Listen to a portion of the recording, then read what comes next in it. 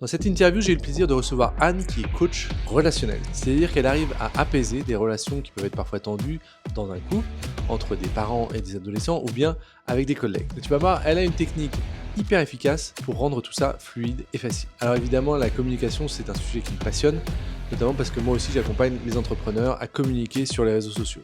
Et si tu veux savoir quel type de communicant tu es sur les réseaux sociaux, je t'ai préparé un petit quiz en lien dans le premier commentaire. Mais maintenant, place à l'interview avec Anne. Est-ce que tu te souviens du moment où tu as dénoué une relation pour la première fois, où tu es intervenu pour dénouer une relation qui était un petit peu compliquée, et comment est-ce que ça s'est passé ? Alors c'était une maman qui est arrivée et qui m'a dit que les relations étaient compliquées avec sa fille adolescente. Et en fait, rien que le fait de voir les schémas relationnels sur la table, en fait, de l'avoir visualisé, de l'avoir concrétisé, de l'avoir rendu visible, ça lui a permis de voir tout ce qui se jouait.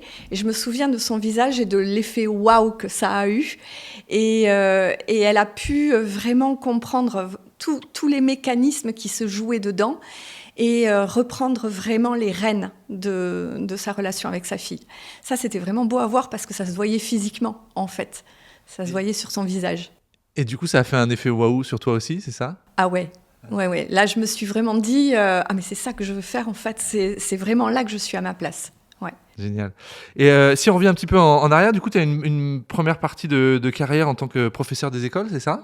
En quoi est-ce que ça t'est utile aujourd'hui ? Qu'est-ce que ça a construit dans ton parcours ? Déjà, tout ce qui est attention aux autres, être attentionné aux enfants, voir à quel moment tel enfant va changer de comportement, ça me permet d'avoir cette lecture fine chez les adultes. Et puis, ce que j'ai envie de dire plus dans la partie formation, c'est tout ce qui est adaptabilité. Parce que dans la formation, il faut s'adapter tout le temps.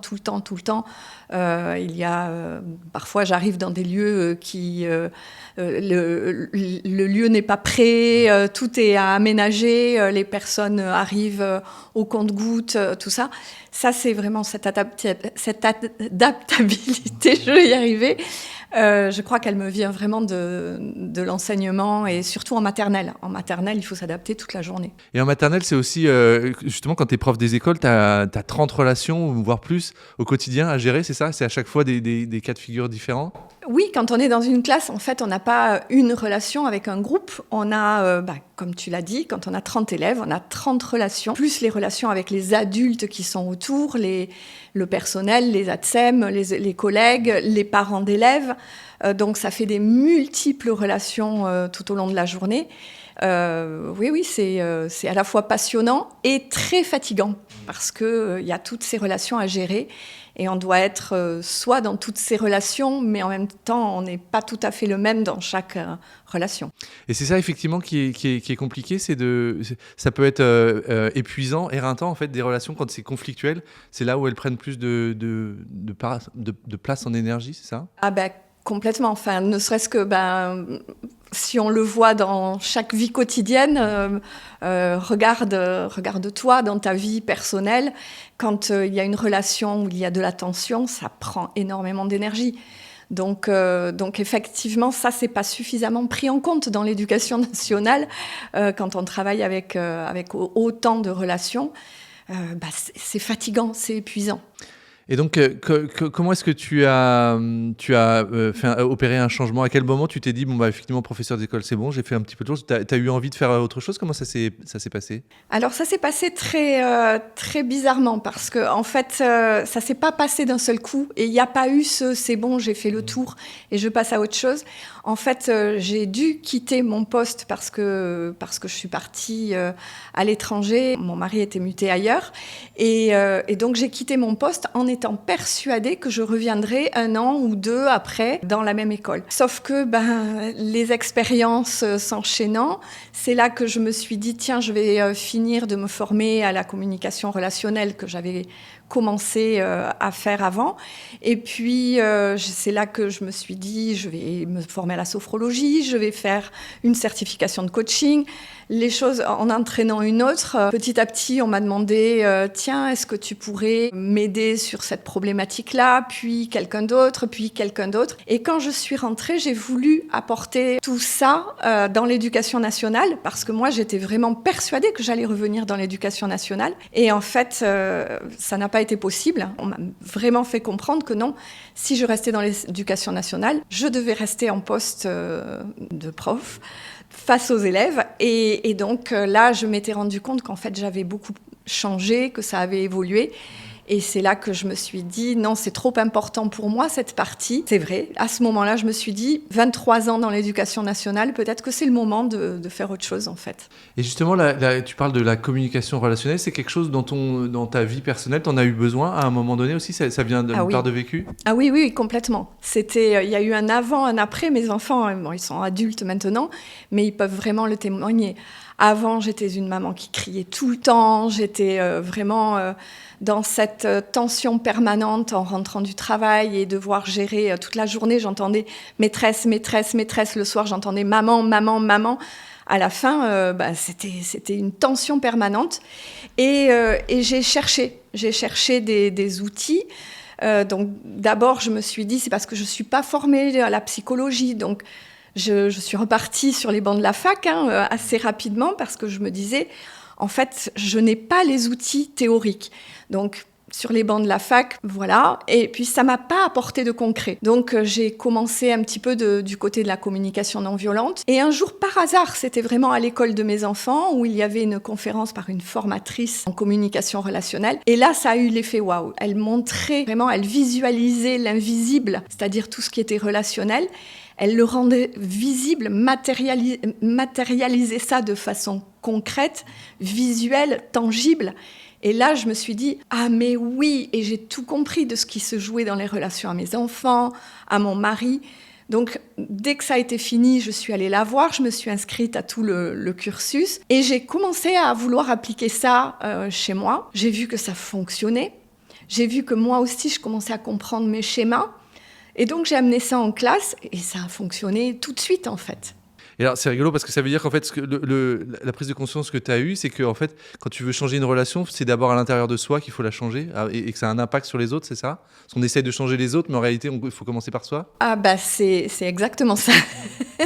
En fait, on a toujours tendance à se dire, ouais, mais c'est lui qui m'a blessée, c'est elle qui m'a blessée, c'est ce comportement-là qui m'a blessée, c'est à cause de lui que je suis comme je suis, que j'ai cette réaction. Et en fait, c'est vraiment l'inverse. C'est se dire, ok, il y a quelque chose qui est touché chez moi, mais qu'est-ce qui fait que ça a été touché? À quoi ça correspond?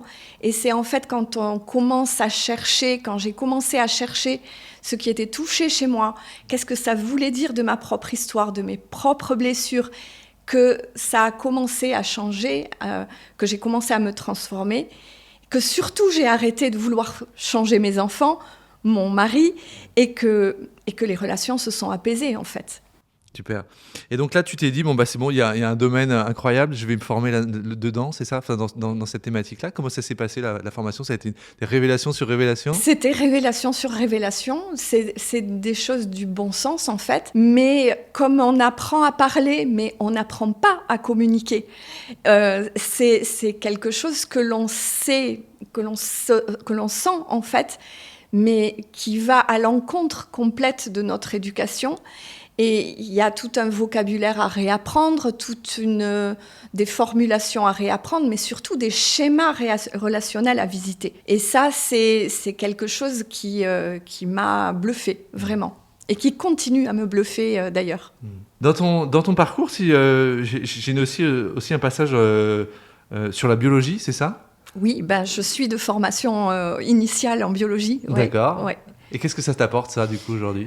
Aujourd'hui, c'est vraiment...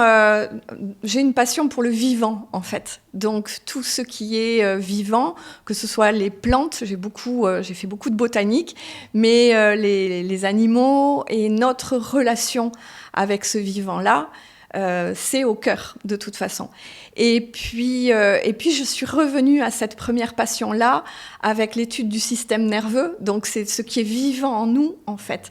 Tout ce qui va faire en sorte que l'on rentre en réaction, que l'on réagit d'une certaine façon, c'est dans notre système nerveux que ça se passe. Et donc, je dirais que la biologie, pour moi, oui, c'est ce vivant et c'est cette curiosité de ce qui se passe en nous et autour de nous qui me fascine.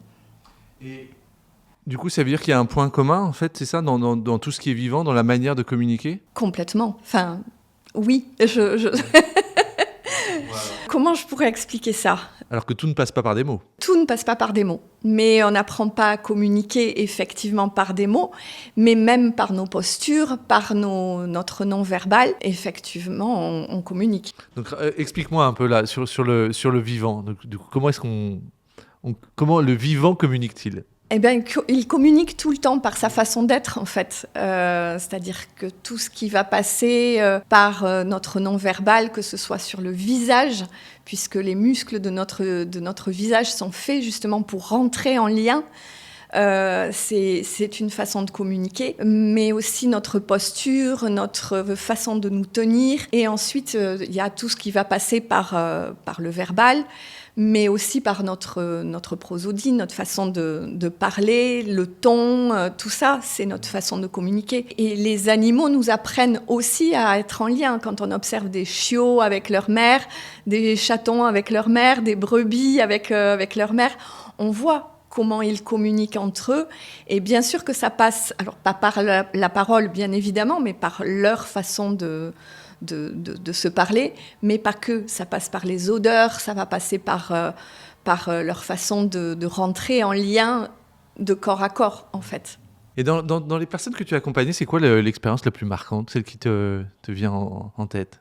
Il y a plusieurs personnes me viennent en tête, effectivement. J'ai peut-être plus le souvenir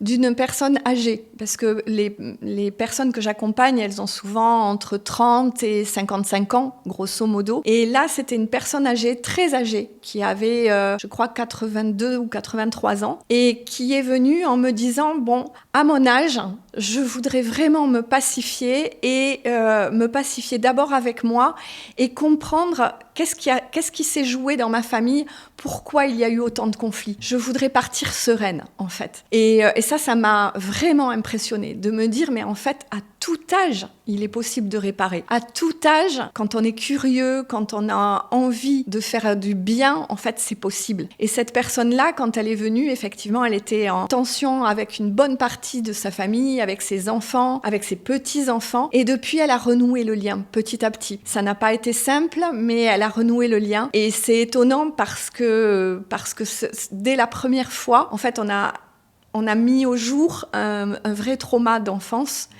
et qui se répétait après, qui était revisité dans chaque relation qu'elle avait avec les autres. C'est-à-dire qu'elle rejouait son trauma en se protégeant de façon plus. Et donc, elle entrait en réaction plutôt que d'entrer en relation avec les personnes de son entourage. Et du coup, ça lui a fait énormément de bien, c'est ça ? Ah ben, énormément. Je la vois de temps en temps. Elle me rappelle fréquemment. Et c'était un vrai beau parcours. Ouais. Dans ton parcours, il y a aussi une association, c'est ça ?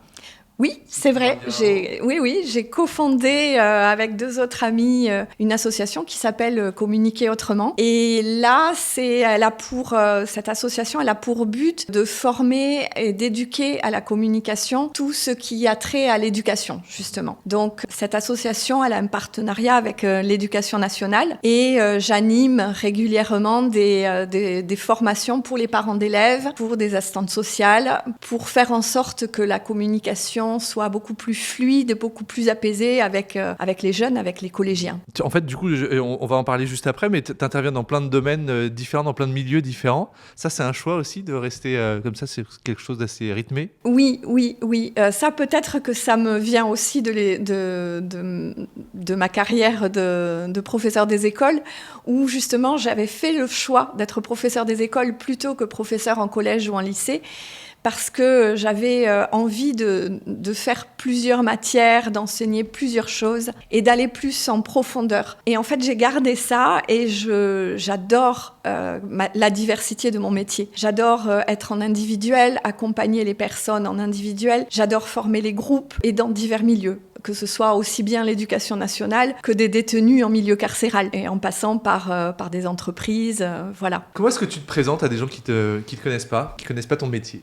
Alors, je dis que je suis coach et thérapeute et formatrice, donc j'ai ces 3 fonctions de la relation, spécialisée dans la relation. Donc je dirais que mon métier, c'est d'apaiser les relations en apaisant d'abord le système nerveux. Dans quel domaine tu as commencé du coup? Dans quel secteur d'activité tu as commencé? D'abord dans la relation de couple, c'est ça? Ou dans la famille? J'ai commencé dans l'individuel. Et puis petit à petit, j'ai les couples qui sont arrivés. Les familles, non, je ne fais pas les familles. Je n'accompagne pas les familles. Mais les familles sont accompagnées de toute façon quand il s'agit qu'il y en ait un qui travaille ces relations et toute la famille profite en fait. C'est un impact voilà. sur tout le monde. Oui, Il suffit oui. d'un petit changement chez une personne. Exactement. Et donc dans l'individuel, comment ça se déroule? Comment est-ce que qui tu accompagnes? C'est quoi la problématique avec laquelle ils viennent te voir? Alors les problématiques sont très très variées parce que il peut y avoir souvent des femmes qui viennent en disant voilà, ça se passe mal avec mon adolescent en ce moment, je le reconnais plus, je peux plus lui parler. Dès qu'on rentre en relation, c'est tout de suite des tensions ou du conflit. Il claque les portes et puis juste après je ne l'entends plus pendant 3 jours. Qu'est-ce qui se passe? Comment je peux faire? Donc ça peut être ça, la problématique initiale. Alors de plus en plus, j'ai des hommes qui viennent aussi, et ça c'est la belle surprise, ça me réjouit vraiment. Des tas de jeunes hommes viennent. Une problématique que j'ai entendue la première fois qui m'a vraiment réjouie, c'est cette fois-ci, j'ai pas envie de merder sur mon couple et je veux garder cette relation vivante alors que ça fait plusieurs schémas que je reproduis et ça se termine toujours par la catastrophe. Donc cette fois-ci, je voudrais apprendre à changer de forme de communiquer. Et voilà. Et puis il y a aussi ceux qui viennent pour des problématiques professionnelles, des personnes soit qui sortent d'un burn-out et qui veulent comprendre qu'est-ce qui a fait qu'elles sont tombées en burn-out, ou bien des personnes, alors une fois, effectivement, une personne qui est venue parce que c'est son manager qui lui a fait l'injonction d'aller voir quelqu'un pour travailler ses relations, parce que ça n'allait plus du tout dans l'équipe, et qu'il mettait vraiment du désordre et vraiment des tensions trop fortes dans l'équipe. Super, je veux bien qu'on revienne un peu en détail dans tout ça, parce qu'il y a plein de choses que tu pourras nous partager, je suis sûr. Avec l'adolescence, justement, c'est toujours un passage un peu compliqué pour des parents. Ils savent plus, ils se mettent à communiquer avec quelqu'un de nouveau, c'est ça? Il y a une autre façon de communiquer qu'il faut inventer, créer? C'est exactement ça, c'est compliqué parce que l'enfant lui-même ne se reconnaît pas et il va passer de l'enfant tout mignon et puis même physiquement, c'est déstabilisant. Moi, je me rappelle avec mes propres garçons de voir un petit 32 passer directement au 40 ou au 42 en bas de l'escalier. Je me disais, mais il y a un an, c'était tout petit et là, maintenant, c'est des grands pieds.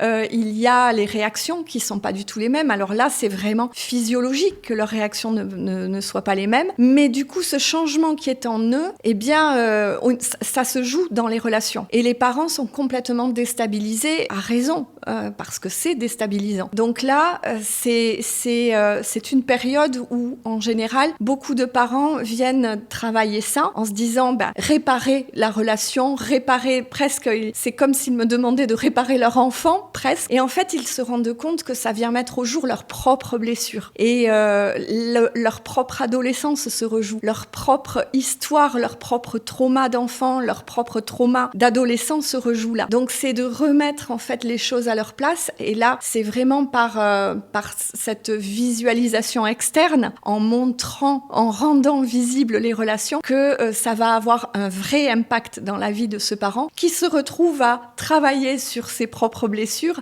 alors qu'il était venu au départ pour que son enfant change. Mais il découvre qu'en travaillant sur ses propres blessures, il va se positionner différemment. Je donne des outils de communication pour rentrer en relation. Donc en fait, ça se joue à plusieurs niveaux, ce qui fait que la relation se transforme durablement. Tu parles de voir, c'est ça, de visualiser la relation, c'est justement la spécificité de ton approche, c'est ça? Oui, Comment ça se j'utilise beaucoup la visualisation externe, qui est vraiment un outil majeur de la communication relationnelle. Et comment ça se passe? Eh bien, j'ai des assistants, comme je le dis.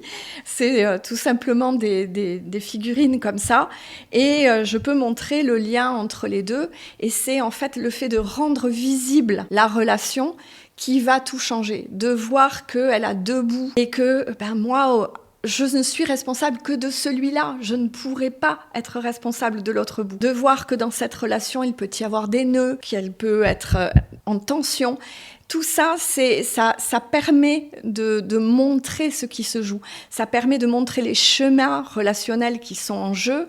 Ça permet de passer vraiment de l'invisible au visible. Et c'est quelque chose qui a un effet waouh, justement, quand les personnes voient ce qui est en jeu, ce qui passe dans les relations, les messages qui sont plus toxiques que d'autres, les messages qui sont agréables, qu'est-ce qui est touché chez nous, quelle est la part de blessure et de notre histoire qui entre dans la relation. Tout ça, ça permet aux gens de prendre du recul, d'observer et de se dire « Ah, ok, j'avais pas vu ça comme ça, en fait. » Est-ce qu'il y a de la culpabilité aussi de la part des parents, par exemple? Ils se disent c'est de ma faute, j'ai raté un truc? Tout le temps. Tout le temps, il y a de la culpabilité. Je crois qu'un parent qui ne se sent pas coupable, je ne sais pas, j'en ai jamais rencontré. Et c'est ce qui m'a habité pendant longtemps aussi. C'est-à-dire que j'étais une maman qui criait tout le temps et je m'endormais le soir en me disant « Mais quelle mauvaise mère je suis !» Je pleurais toutes les larmes de mon corps pendant la nuit. Et le matin, je me disais, animée d'une belle intention, « Bon, mais ce matin, je suis la mère que je rêve d'être. » Et puis patatras, parce qu'il y en a un qui a oublié son cartable, l'autre qui ne veut pas mettre ses chaussures. On se retrouve dans un engrenage et c'est là que nos réactions nous empêchent d'être en relation. Et en fait, c'est cette culpabilité-là qui tombe au fur et à mesure du travail sur son système nerveux, parce que on se rend compte, je me suis rendu compte que, en fait, si je rentrais comme ça en réaction, c'était pas parce que j'étais trop ou que j'étais pas assez, mais que c'était parce que j'ai appris à me protéger. Mon système nerveux a appris à se protéger de cette façon. Et en fait, ça a fait tomber toute la culpabilité. Et cette culpabilité, c'est celle qui empêche un positionnement vrai aussi, parce que du coup, c'est ce que j'entends beaucoup et c'est là que moi je me retrouve aussi dans certains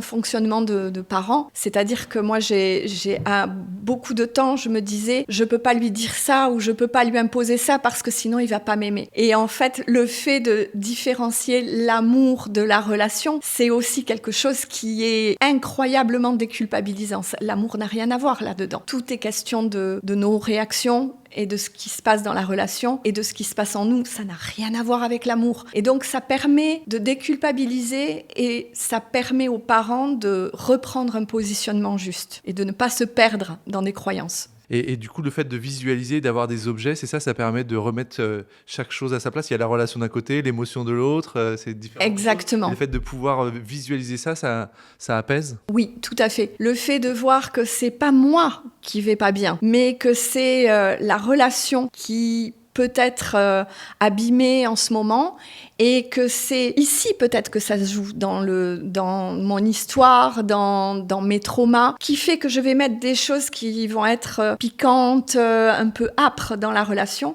alors que du coup c'est pas moi. Et je vais pouvoir transformer ça et en changeant mon rapport à mon histoire, ma relation à mon histoire, je vais pouvoir rentrer en relation et non plus en réaction. C'est intéressant parce que tu dis la relation elle est abîmée en ce moment. C'est-à-dire que c'est toujours possible de réparer, de changer les choses? Complètement. Le propre d'une relation, c'est qu'elle est vivante. Elle est vivante, donc elle se nourrit de tout ce qu'on va lui apporter, c'est-à-dire des bonnes choses et des mauvaises choses. Donc effectivement, quand il y a trop de toxiques, trop de mauvais dans la relation, elle meurt. Alors que quand il y a de belles choses, la relation est entretenue et c'est là qu'elle est vivante et belle. Et après, du coup, ce principe-là, en fait, il se décline, que ce soit effectivement pour une relation de couple, une relation de famille ou même avec de collègues, c'est ça? Complètement. Ça, c'est la base. En fait, c'est quand je rentre en relation avec quelqu'un, je suis dans une relation unique qui n'aura pas la même couleur que si je rentre en relation avec un autre collègue. Voilà.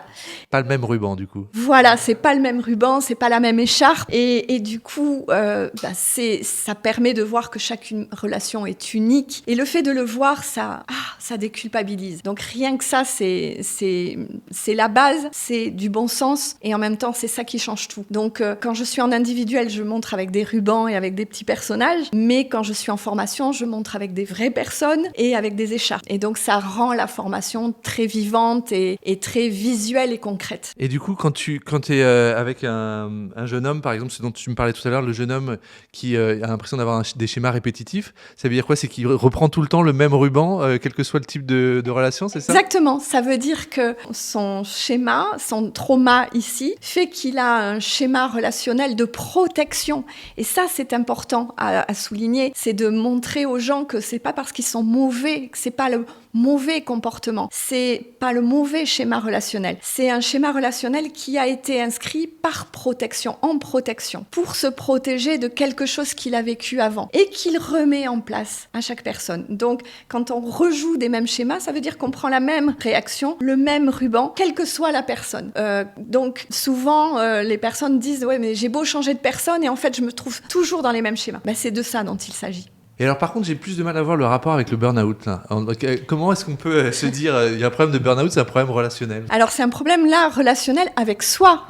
C'est-à-dire que la relation que j'ai avec le travail, qu'est-ce qui s'est joué à ce moment-là de ma vie en relation avec ce que j'ai vécu, donc comme histoire de ma vie, comme trauma dans ma vie passée, qui m'a fait développer une relation au travail particulière. Qu'est-ce qui fait que j'ai accepté autant d'heures? Qu'est-ce qui fait que j'ai accepté de dire oui alors que je pensais non? Qu'est-ce qui fait que j'ai accepté de ne pas me positionner? Et c'est ce qui mène au burn-out. Mais effectivement, là, je suis complètement en relation avec moi-même, pour le coup. Donc la première partie du travail avec toutes ces personnes, c'est d'abord de prendre conscience de ça et ensuite de rentrer dans le vif du sujet. Là, tu nous as abordé juste le principe de base, c'est ça? C'est ça. En fait, la première chose que l'on fait, c'est faire un état des lieux, voir où on en est. Et effectivement, le fait de rendre visible ce qui se joue dans notre corps et dans nos relations, ça permet de faire en sorte que les personnes ne s'illusionnent pas, ne se racontent pas des histoires. C'est parce qu'on est très très forts tous à se raconter des histoires et à trouver des excuses, à se dire c'est parce que j'ai fait ça, c'est parce que je suis comme ça. Et en fait, le fait de voir ce qui se joue, on est capable de voir différemment ce qui se passe. Et là, de donner un sens différent et de changer effectivement ce rapport à notre histoire. Du coup, notre histoire, c'est plus un fardeau, mais c'est quelque chose qui va faire que on va faire avec, tout en ayant une meilleure relation avec cette histoire-là. Dans tes différents types d'accompagnement, qu'est-ce que tu préfères? Est-ce que c'est plus accompagner en one-one ou bien faire de la formation, ou est-ce que l'un nourrit l'autre? Comment ça se déroule pour toi? Je n'ai pas de préférence en fait, sinon j'aurais choisi. C'est-à-dire que c'est exactement ça. Pour moi, la formation va nourrir les accompagnements individuels et les accompagnements individuels nourrissent la formation. Je suis incapable de choisir parce que j'aime autant l'un que l'autre. Comme les formations que je fais, c'est aussi bien de la formation sur la gestion du stress, où là vraiment je suis connectée à l'étude du système nerveux, l'étude de nos états intérieurs, de nos états réactionnels. J'adore faire ça parce que c'est une découverte pour la plupart des gens. Mais la gestion de la violence, la gestion des conflits, elle m'anime tout autant. Parce que là, on est vraiment dans l'interpersonnel aussi. Et ça, j'aime autant faire l'un que l'autre. Et j'aime autant animer des formations pour des parents adoptants ou pour des parents de collégiens que pour des détenus en milieu carcéral. Pour moi, je passe d'un extrême à l'autre, d'un milieu à l'autre, mais c'est la richesse de la vie, en fait. Et les gens que tu formes, du coup, c'est dans un objectif c'est juste pour eux, ou bien c'est pour former derrière aussi, ou appliquer sur d'autres personnes aussi derrière? Tu formes des professionnels ou des... Je forme des professionnels en entreprise et je forme aussi des parents où là, c'est vraiment pour eux et pour leur propre famille. Donc, tout est possible en fait. Tu interviens aussi en milieu carcéral, c'est ça? Oui, Qu'est-ce que tu vas faire là-bas? là, je fais des formations à la non-violence et donc à l'écoute. Ce sont des formations à l'écoute. Un centre de formation m'a contacté et voilà. Et c'était quoi l'objectif? Qu'est-ce qu'ils sont venus chercher avec toi? Ben, je ne sais pas, en fait, je ne sais pas, parce qu'au départ, je pensais que j'étais pas du tout la personne pour. Et en fait, justement, il a relié le fait d'avoir été enseignante en maternelle et il m'a dit cette jolie phrase de si tu as été maîtresse d'école avec 30 enfants en maternelle, eh ben, tu pourras faire face à des détenus. Qu'est-ce que ça t'apporte, toi, cette expérience-là? C'est une expérience incroyable. Je ne sais pas exactement ce que ça m'apporte en dehors de la grande ouverture, forcément, de ce milieu que je ne connaissais absolument pas et de me rendre compte qu'en fait, on vit tous dans des mondes un petit peu à côté. Et là, j'ai cette chance d'avoir une ouverture sur un autre monde qui fait pourtant partie de notre société à part entière. Oui, c'est ça. Là c'est comme si tu intervenais sur une mini-société, c'est ça? C'est exactement ça, oui. Et du coup, tu vois en temps réel presque l'impact de ce que tu Oui, apportes? oui. Alors là, je dois dire que ces formations sont juste incroyables. C'est une formation qui a été créée par un autre formateur en communication relationnelle. Et il y a énormément de beauté dans cette formation pour amener des personnes qui sont habituées à gérer les conflits par la violence, puisque c'est ce qu'ils connaissent en fait au quotidien, et les amener à prendre du recul et à amener la dimension écoute. Écouter l'autre, écouter les arguments avant de réagir. Et ça, c'est pile mon domaine d'activité, donc ça tombe bien. Mais là, je le vois et je vois les transformations, elles sont assez incroyables. Ouais. Tu as eu des responsables d'établissements qui t'ont fait part de changements dans l'établissement? Les responsables d'établissement, non, mais on voit les statistiques sur les comportements violents qui ont diminué. Donc c'est un programme, hein, je ne suis pas toute seule à intervenir, il y a de nombreux formateurs qui interviennent à l'intérieur de ce programme-là, et ce programme-là, qui a tendance à se généraliser maintenant, on a le recul maintenant, les statistiques de la violence et des comportements violents dans les maisons d'arrêt ou les centres pénitentiaires sont en diminution. Justement, c'est un milieu dans lequel, c'est ça, mais finalement c'est presque partout pareil, sauf que c'est exacerbé peut-être. C'est-à-dire qu'on réagit de manière émotionnelle d'abord, et c'est l'émotion qui prend trop de place. C'est exactement ça en fait. C'est pour tout en fait, pour tous les accompagnements, c'est la même chose. C'est-à-dire que on revient là à la physiologie de base de nous êtres humains et de nous êtres humains mammifères, parce qu'on n'est rien d'autre. On n'est rien d'autre que des mammifères en fait, et on a le même système nerveux. On est vraiment câblés pareil, tous autant que nous sommes, et on est câblés pareil qu'un chien, qu'une brebis, qu'une vache. Alors ça fait drôle de le dire comme ça, mais pourtant c'est la même chose. On a les mêmes réactions. La différence, c'est que nous, on a un cerveau préfrontal, et donc qui va être très fort pour se raconter des histoires, justement, pour justifier les comportements que l'on a. Et l'importance de comprendre notre système nerveux est primordiale, parce que ça nous permet justement de voir nos réactions et d'arrêter de se raconter des histoires, d'arrêter d'être dans ces justifications-là ou dans la culpabilisation, et de commencer à réguler notre système nerveux, parce que oui, c'est possible.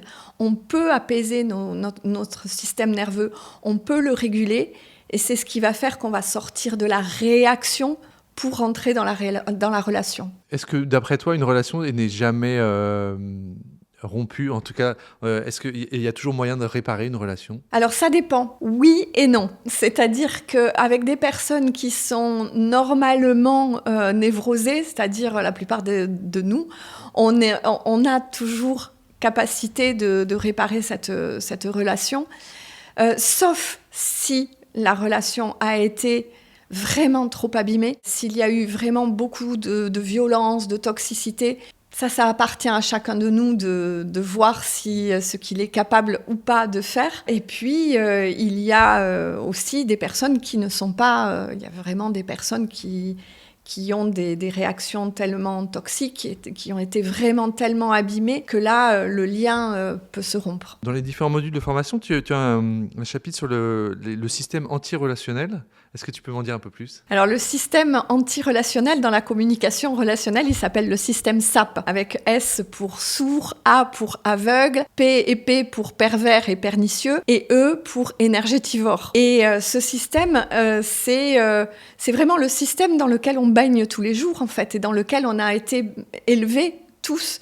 C'est-à-dire des disqualifications, des comparaisons.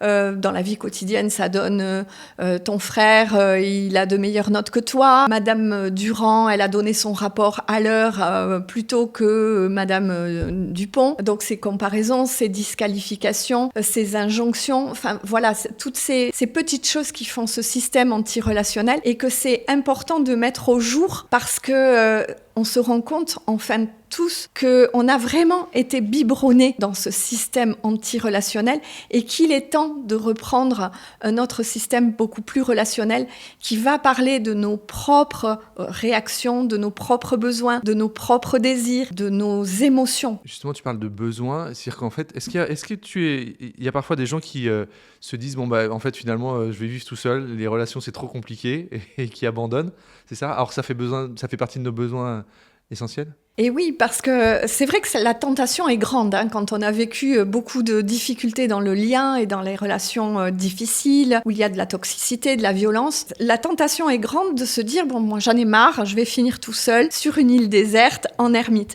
Or, en fait, on se rend compte que nous sommes, parce que nous sommes ces mammifères-là, nous sommes câblés pour le lien, avec ce système d'engagement social vraiment très important et qui régit notre attachement et notre attachement aux autres dès les premiers jours de notre vie. Et c'est ce lien qui est primordial. Nous sommes des animaux sociaux, nous sommes câblés pour ce lien.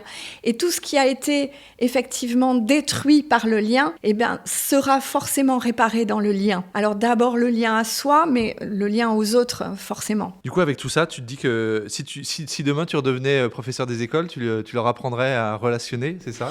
Oh oui. D'ailleurs, les dernières années où j'étais prof des écoles en maternelle, je mettais beaucoup de relationnel. Je n'avais pas encore toute la connaissance du système nerveux et de cette physiologie qui est la nôtre, mais oui, j'amenais ça et c'était délicieux d'ailleurs parce qu'il y avait des choses absolument magiques, comme je me souviens encore de cette petite fille qui pleurait encore peut-être un mois après la rentrée, alors qu'on était en grande section CP, quand même, elle était grande, mais elle pleurait beaucoup et elle vivait quelque chose de difficile à la maison. Et je me souviens qu'une fois, je lui avais proposé de mettre son émotion sur un dessin, elle l'avait fait, et de lui dire, écoute, je vois bien cette émotion, elle est très grosse, mais là, pour la classe, c'est compliqué parce que tu ne vas pas pouvoir apprendre, tu ne vas pas pouvoir être en lien avec les copains et passer une bonne journée. Est-ce que juste cette émotion, tu pourrais la mettre symboliquement hors de la classe ? Et donc, on l'avait mise hors de la classe, à l'extérieur de la porte de la classe.